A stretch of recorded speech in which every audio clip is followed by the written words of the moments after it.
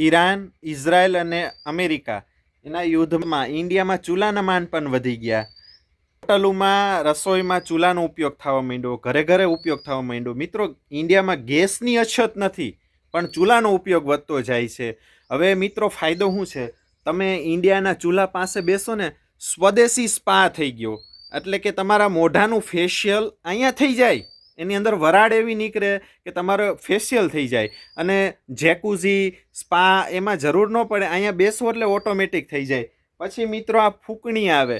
આ ફૂંકણીથી ચૂલામાં ફૂંક મારો, અગ્નિ પ્રગટાવા, તમારા ફેફડા મજબૂત થઈ જાય, ફેફસા મજબૂત થઈ જાય. આ ઇન્ડિયામાં જ પોસિબલ છે, ઇન્ડિયાની બહાર બિલકુલ પોસિબલ નથી. પછી મિત્રો, ભવિષ્યમાં આ ફૂંકણી છે એ સોના, ચાંદી, લેબ ગ્રોન ડાયમંડની પણ જોવા મળશે. આ ઇન્ડિયામાં જ પોસિબલ છે. આ ડિઝાઇનર ચૂલા આવશે ઇન્ડિયામાં ભવિષ્યમાં. મિત્રો, લખી લ્યો, આ ઇન્ડિયામાં નવા ડિઝાઇનર ચૂલાઓ આવશે. ચૂલાના સ્ટાર્ટઅપ શરૂ થશે ઇન્ડિયામાં. આ ઇન્ડિયામાં જ પોસિબલ છે. પછી મિત્રો, આમાં રસોઈ કરવાથી કસરત કરવાની જરૂર નહીં પડે ઇન્ડિયામાં. કારણ કે તમે લાકડા ફાડી રહેશો, છાણા ભાંગી અને કટકા કરી રહેશો ને, તમારા શરીરમાંથી બધો પરસેવો નીકળી જશે. એટલે કસરત કરવાની બિલકુલ નહીં જરૂર પડે ઇન્ડિયામાં.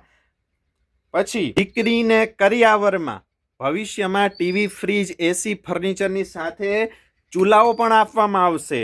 સાથે સાથે ઇન્ડિયામાં બળતણ પણ આપવામાં આવશે. છેલ્લે મિત્રો, ઇન્ડિયામાં પ્રી વેડિંગમાં છે ને, આ ચૂલામાં પત્ની ફૂંક મારતી હશે અને પતિ છાણા ગોઠવતું હશે ને, એવું પણ પ્રી વેડિંગ જોવા મળશે. ખરેખર મિત્રો, ઇન્ડિયા અદ્ભુત છે. આવું ઇન્ડિયામાં જ જોવા મળશે. વંદે માતરમ.